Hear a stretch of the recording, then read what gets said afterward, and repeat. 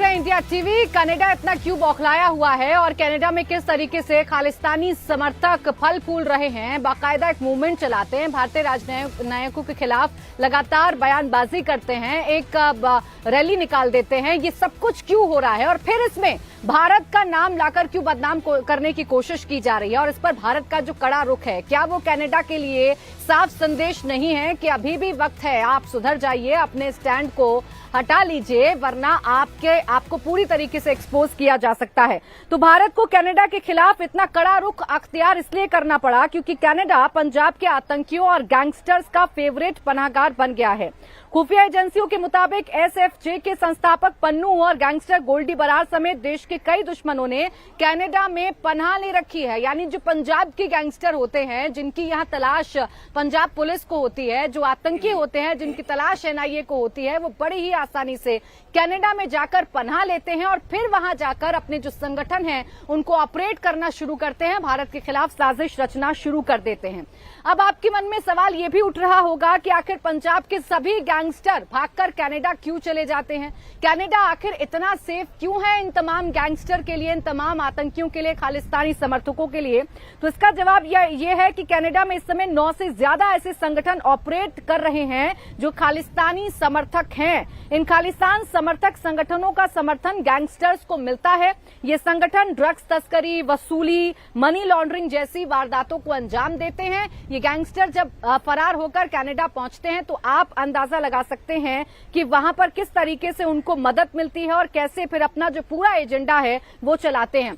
यशवर्धन जी, ये जो खालिस्तानी समर्थक हैं, ये बड़ी प्रॉब्लम है भारत के लिए भी। नेस्ता नाबूद करने की कोशिश भारत करता है, लेकिन बाहर जाकर जब ये हमारे ही देश के खिलाफ साजिश रचने लगते हैं और जैसा पन्नू का जो बयान सामने आ रहा है कि जो हिंदू भारतीय हैं वो इस देश को छोड़कर चले जाए, तो उस वक्त कनाडा की क्या भूमिका है? क्या उसकी भूमिका नहीं बनती कि इन सब लोगों को रोका जाए, कम से कम भारत को बता दिया जाए, सूचित कर दिया जाए इनके बारे में? बिल्कुल सही बात है, लेकिन मैं ये कहना चाहूंगा कि जहां खालिस्तानी ये कह रहे हैं कि इस देश के नागरिक यहां से चले जाएं, करीब 8 लाख या 9 लाख जो सिख हैं, उसमें से अधिकांश ऐसे हैं जिन्हें खालिस्तानी गतिविधियों से कोई मतलब नहीं है। वो पढ़े लिखे हैं, पेशेवर सिख हैं और इस गतिविधियों के खिलाफ वो अपना विरोध भी प्रदर्शित करते हैं। मैं ये भी कहना चाहूंगा कि वहां इतने पढ़े लिखे लोग हैं जिनको हम मॉडरेट्स कह सकते हैं, उनकी आवाज इस देश के साथ है। जहां तक खालिस्तानी गतिविधियों का सवाल है, मैं ये अवश्य कहूंगा कि उनको प्रश्रय तो बराबर दिया जाएगा, क्योंकि जिस तरह के लोग वहां पे इस समुदाय का लीडरशिप कर रहे हैं और जो कुछ गुरुद्वारे उनके साथ हैं, उनको वहां से फंडिंग भी मिलती है और बहुत सारा प्रश्रय भी मिलता है और वो वहां के पॉलिटिक्स में भी इन्वॉल्व है। देखिए, और जहां तक पाकिस्तान आईएसआई और इनका संबंध है, वो एक प्रगाढ़ संबंध है। हम देख रहे हैं कि हमारे पंजाब बॉर्डर पर भी ड्रोन्स आ रहे हैं ड्रग्स और इसके साथ, तो इसलिए हमें इसके लिए बराबर सचेत रहना पड़ेगा। लेकिन अंत में एक बात मैं जरूर कहूंगा कि कनाडा कुछ भी हो, एक प्रजातांत्रिक प्रणाली का, एक कुछ भी कहें, एक फ्रेंडली देश है, तो हमें राजनयिक प्रयास बराबर करते रहना चाहिए, चाहे वो बैक चैनल डिप्लोमेसी से हो। हम सारे कैपिटल्स में जाके ये बताएं कि ऐसी चीजें हम करते नहीं, निज्जार को मारना, ये वैसे भी वो छोटा मोटा एक आदमी था, लेकिन हमारे संबंध को बनाने के प्रयास बराबर हमें करते रहना चाहिए। तो ये क्या प्रयास किए जा रहे हैं मनजिंदर जी? ऐसे प्रयास क्या हो रहे हैं कि डिप्लोमेसी के जरिए हम कनाडा को कम से कम ये समझा पाएं कि देखिए, हम ऐसी चीजें नहीं करते हैं, लेकिन हमारे देश के खिलाफ अगर आपके देश में कुछ हो रहा है तो ये आपकी भी रिस्पॉन्सिबिलिटी है कि कम से कम आप बताएं उन हिट लिस्ट में शामिल आतंकियों के बारे में हमें। देखिए, पहले तो मैं आपको क्लैरिफाई कर दूं, कनाडा एक ऐसा मुल्क है, उनको सब जानकारी है, उनको पता है कि इंडिया का इसमें कोई इन्वॉल्वमेंट नहीं है। उनको ये भी जानकारी है कि इंडिया ऐसे मसले के अंदर जब उनके पास ही लिस्ट दे रहा कि हमारे ये वांटेड हैं। देखिए, गोल्डी बराड़ वहां पर बैठा, कनाडा से बैठकर शरेआम वीडियो डालता और गाड़ी में घूमता है। उसने सिद्धू मूसेवाला के कत्ल में उसका हाथ है, सिद्धू मूसेवाले को मरवा के वो कहता मैंने मरवाया, हाथ नहीं है वो। एक आप कल्पना कीजिए, भारत में कोई इंसान बैठा हो, वो बोले मैंने फलां आदमी को कनाडा में मरवाया है और वो यहाँ पे घूम रहा हो, उसको कोई पुलिस ना कहीं नहीं हो सकता, क्योंकि हम कानून को मानते हैं, आतंकवादियों के खिलाफ हैं, हमारा आतंकियों से कोई सारे। दूसरी बात, मैं एक बात आपके टीवी चैनल से बड़ी जिम्मेवारी से कहना चाहता हूँ, इंडिया टीवी पे, ये जो गुरपतवंत सिंह पन्नू है भाई, ये सिख नहीं है। ये जो वीडियो डाल रहा है, मैं हिंदू भाइयों को भी कहना चाहता हूँ, सिख भाइयों को भी कहना चाहता हूँ, संयम रखें। ये घटिया लोग आपको लड़ाना चाहते हैं। कनाडा के 99.99% लोग ऐसे हैं जिनका कतई भी किसी भी धर्म के खिलाफ जहर उगलने का सपना भी नहीं हो सकता। और ये 2-4 लोग ऐसे हैं जिनका पर्पस क्या है, हम जहर उगलें, हम हिंदुओं के खिलाफ बोलें, फिर कोई ना कोई हिंदू यहाँ पे सिखों के खिलाफ बोलेगा, फिर हम कहेंगे देखो जी पंजाब के देश के अंदर कैसे सिखों को करा जा रहा है, उनके खिलाफ।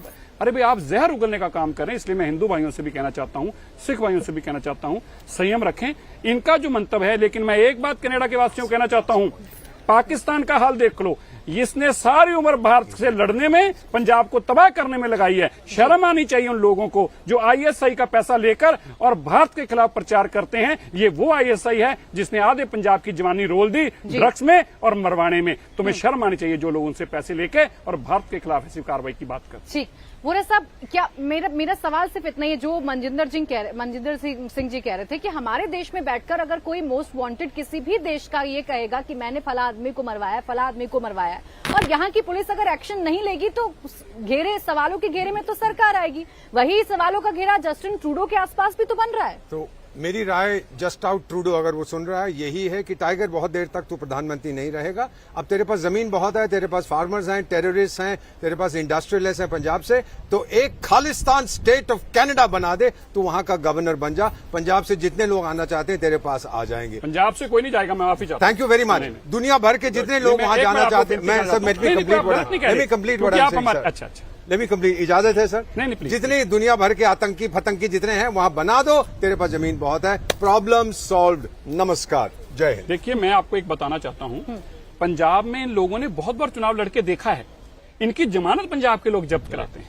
इनका अगर पंजाब में इनका कोई अगर बेस होता तो ये फॉरेन की धरती पे जाकर ये गंद न डालने का काम करते, क्योंकि ना कभी कोई सिख, हम भारतवासी हैं, हम इस मिट्टी के पैदा हुए हैं, इस मिट्टी के लिए कन कन हमारा इसका कर्जदार है। हमें तो गुरुओं ने बताया, पर जो गुरु साहिबानों ने हमें, जो उनके चरण स्थान है वो इस भारत के अंदर है। इसलिए हमारा तो इतना सम्मान, इतना सत्कार है। हम आजादी से पहले भी लड़ते मरते रहे, आजादी के बाद भी लड़ते मरते हैं। इसलिए ये कहना कि कोई पंजाब का वासी ऐसी बात करता है, बिल्कुल कतई नहीं कोई सोचता। हाँ, जो लोग गैंगस्टर्स के साथ सरोकार रखते हैं, जिन लोगों का वहां मारधाड़ हो रही है, एक दूसरे को मार रहे हैं, भारत कभी ऐसी गतिविधि नहीं करेगा। हम बिल्कुल जिन लोगों का गलत है उनका हमने वहां नाम दिया है, जिनके सिर पे नाम है, इनाम का नाम बताया है, कैनेडियन गवर्नमेंट को बताया है ये हमारे वांटेड हैं, आप हमें इनको दीजिए। वो देंगे या नहीं देंगे ये उनके हाथ में है, लेकिन भारत कानून का पालन करेगा और ये यकीनी बनाएगा कि हमारी धरती के ऊपर कोई कत्लेआम ना कर सके, कोई खून खराबा ना कर सके, उसका हमें जवाब देना पड़ेगा।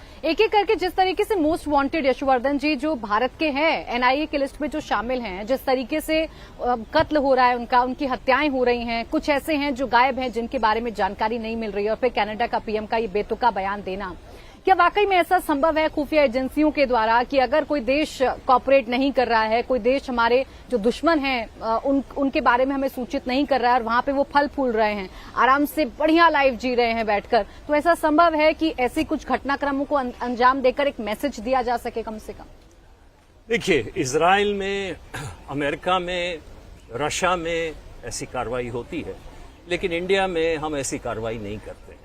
मैं एक बहुत ही महत्वपूर्ण जो अभी डेवलपमेंट हुआ है उसके बारे में जरूर दर्शकों को बताना चाहूंगा कि एनआईए को ये पावर्स है कि देश में के बाहर भी, बाहर के देशों में अगर कोई टेररिस्ट एक्टिविटी हो रही है जो हमारे देश के खिलाफ है, तो उनके खिलाफ वो विवेचना करें। तो ये समय अब आ गया है कि एनआईए सारे ये डॉसियर्स बिल्कुल मजबूत करे, उन सारे देशों के कैपिटल्स में जाएं और वहां पे उनको कन्विंस करें कि ये जो गतिविधियां खालिस्तानी हैं, जो सेसेसिस्ट एक्टिविटी है, उनको कंट्रोल करना बहुत ही आवश्यक है।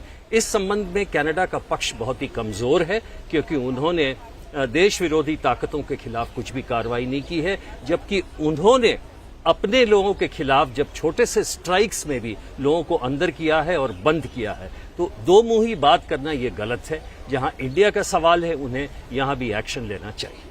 तो किस तरीके का एक्शन आपकी नजर में यशवर्धन जी लगता है कि भारत को लेना चाहिए? अभी तक के जो कदम भारत सरकार ने उठाए हैं, जिसकी बौखलाहट हमें कनाडा में देखने को मिल रही है, इसके अलावा और क्या कदम उठाए जाने चाहिए जिससे संदेश भी जाए, पूरी दुनिया में भी संदेश जाए कि भारत झुकने वाले देशों में से तो है नहीं? दो चीज, एक तो आपने देखा होगा कि अभी ट्रूडो साहब ने फाइव आइज, ये जितने कंट्रीज हैं जिनके साथ इंटेलिजेंस के संबंध हैं और इंटरनल सिक्योरिटी की बातचीत होती है, उसमें ऑस्ट्रेलिया को, यूके को, यूएसए को उन्होंने अवगत कराया है कि उनके पास कुछ ऐसी जानकारी है कि इंडिया इसमें इन्वॉल्व है। मैं समझता हूं सबसे पहले राजनीतिक इसका प्रयोग हमें बिल्कुल आक्रामक रूप से करना चाहिए और जगह जगह कैपिटल्स में जाके ये बताना चाहिए कि हमारा पक्ष क्या है और वहां की जो गतिविधियां हैं, खालिस्तानी गतिविधियां, उनके बारे में पूरा एक खाका खींचना चाहिए। दूसरा जो अवश्य है, साथ ही में हमारे एनआईए को जितने ये खालिस्तानी टेररिस्ट के बारे में उनकी एक फहरिस्त तैयार करके सारे कैपिटल्स हैं, बल्कि उन G7 में नहीं, फाइव आइज में ही नहीं, सारे देशों में ये करना चाहिए ताकि उन्हें पता हो और वास्तविक स्थिति का उनको पता। और अंत में मैं कनाडा से रिश्ता नहीं तोड़ना चाहिए, हमें कोशिश करना चाहिए कि वो प्रजातांत्रिक प्रणाली वहां पे भी है और हम प्रयास अगर करेंगे, बैक चैनल डिप्लोमेसी करेंगे तो अवश्य कुछ न कुछ इस मामले का हल निकलेगा। सिरसा साहब, अगर दूर देश में बैठकर हमारे जो मोस्ट वांटेड दुश्मन हैं या जो आतंकी हैं, अगर वो यहाँ पर हमारे देश में गतिविधियां कर रहे हैं, उनका नेक्सस यहाँ पर काम कर रहा है और वो किसी भी वारदात को अंजाम बड़ी आसानी से दिलवा देते हैं, तो उस नेक्सस को तोड़ने के लिए सरकार क्या कदम उठाएगी? ये कैसे संभव हो पाता है कि वो यहाँ से जाली पासपोर्ट भी बनाते हैं, पंजाब से बड़ी आसानी से कनाडा फरार हो जाते हैं और वहां बैठकर फिर अपने पूरे गैंग को, पूरे गिरोह को चलाते हैं? नहीं, देखिए क्यों ऐसा संभव हो रहा है, क्योंकि कनाडा जो है वो सॉफ्ट है। जैसे अभी इन्होंने कहा, एक डेमोक्रेटिक कंट्री है, हमें बहुत खेद भी, अफसोस हुआ है जो सब कुछ हो रहा है, क्योंकि डेमोक्रेसी हमारी लार्जेस्ट डेमोक्रेसी। हम नहीं चाहते किसी डेमोक्रेटिक कंट्री के साथ हम इस तरह से रिश्ते बिगाड़ें, लेकिन वो बिगाड़ने को मजबूर कर रहे हैं। आप सोचिए, ये आतंकवाद का नाम लेने वाले लोग, गैंगस्टर जो अमेरिका में क्यों नहीं है? भारत ने अमेरिका को क्यों नहीं कहा कि आपके लोग पर? क्योंकि वहां अमेरिका टॉलरेट नहीं करता, they have zero tolerance against terrorism. Gangsters वो नहीं बर्दाश्त करते, इसलिए वहां नहीं है। कनाडा में क्यों है? क्योंकि वो बर्दाश्त कर रहे हैं। आप देखिए, कनाडा के अंदर बम ब्लास्ट हो गए पिछले दिनों में, कनाडा के अंदर मर्डर हो गए, इससे पहले निज्जर का, आज इसका हुआ जो ये कालों है। तो मेरा कहना यह है कि ये सब कुछ इसलिए हो रहा है क्योंकि वहां पे उसको आतंकवाद के प्रति सॉफ्ट है, गैंगस्टर्स के प्रति सॉफ्ट है। क्या रीजन है उनको बताना होगा, वोट एक बड़ा रीजन भी है। लेकिन भारत अपने सख्त कदम उठाएगा। भारत अपनी धरती के ऊपर किसी तरह का भी कत्लेआम, किसी तरह का भी जो खूनो खराब है, किसी तरह का भी गैंगस्टर को नहीं पनपने देगा। और जो बाहर के मुल्क हैं उनके ऊपर हम सख्ती के साथ, हमारी सरकार उनसे बातचीत करती है। मुझे उम्मीद है ट्रूडो जी इस बात को जरूर समझेंगे। आज देश शांति की तरफ है, सभी देशों को शांति का सम्मान करना चाहिए। और मैं खास तौर पर कनाडा में बैठे सिखों को एक बात कहना चाहता हूं, ये गुरपतवंत सिंह पन्नू जो है, ये आपका बहुत बड़ा दुश्मन है। ये क्या कर रहा है? आपसी भाईचारे में आग लगा रहा है। मैं पंजाब के सिखों को भी अपील करता हूं, देखिए, श्रोमणी अकाली दल एक बहुत बड़ी पार्टी है जी। श्रोमणी अकाली दल के पार्टी प्रेसिडेंट ये बयान दिए जा रहे हैं। मैं पंजाब के हिंदू और सिखों दोनों से पूछना चाहता हूं, क्या आप कभी ऐसी पार्टी के प्रेसिडेंट की आपने कल्पना की है कि आतंकियों के साथ देने वाली बातें करें? इससे हमारा माहौल बिगड़ रहा है, इससे हमारे आपसी भाईचारे में पाड़ आ रही है। हमारे बच्चे आपस में खेलते हैं, हमारे बच्चे एक स्कूल में पढ़ते, एक थाली में खाते हैं, उनके अंदर ऐसी जहर भरा जाए, कहा जाए हिंदू छोड़ दें, हिंदू कहें सिख छोड़ दें, सिख कहें हिंदू निकल जाएं, ये काम कतई नहीं हो सकता। बिल्कुल, इसका जो रास्ता है वो सरकार को निकालना है और इस तरफ भारत ने कदम उठाए भी हैं। एक साफ संदेश, एक बड़ा सख्त संदेश पूरी दुनिया में भारत के लिए है कि हम प्रेशर में आने वाले देश में से अब नहीं है। हमारे खिलाफ अगर आप कोई एजेंडा सेट करने की कोशिश करेंगे तो ऐसा नहीं हो पाएगा। बहुत शुक्रिया यशवर्धन जी हमारे साथ जुड़ने के लिए और सिरसा साहब हमारे साथ जुड़ने के लिए, हमसे बातचीत करने के लिए।